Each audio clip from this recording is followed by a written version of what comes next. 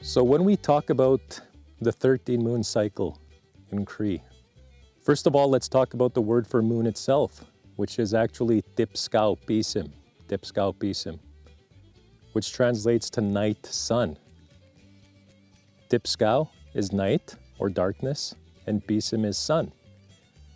And when you hear these moon cycles, when I say them in Cree, it's one word and then the word pisim. It's a shortened version of kiskinohamâtowin.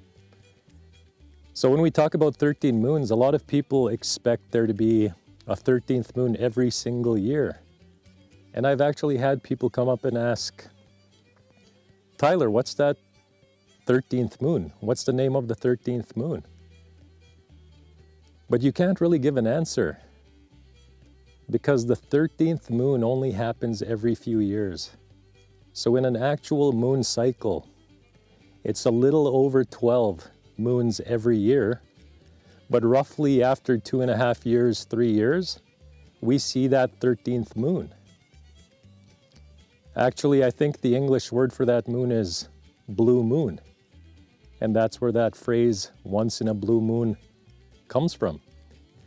And the reason that happens is because the 12-month calendar is man-made. There is absolutely no way you are going to force a moon cycle or a kiskinohamâtowin cycle within that man-made 12-month calendar. Every moon cycle is about 29.5 days. So we will fall short of that 365 or 366 days a year. So those days accumulate, and by around the second or third year, we see that 13th moon. So do we have a name for it? It depends. It depends where you're from.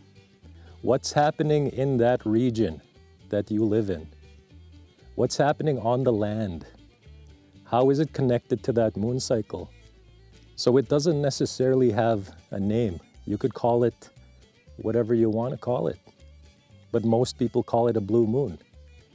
And Cree people actually call it that too once in a while, but that's English influenced.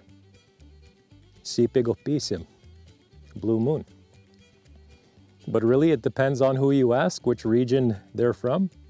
They'll tell you what they call that 13th moon after each 2.5 or 3 years.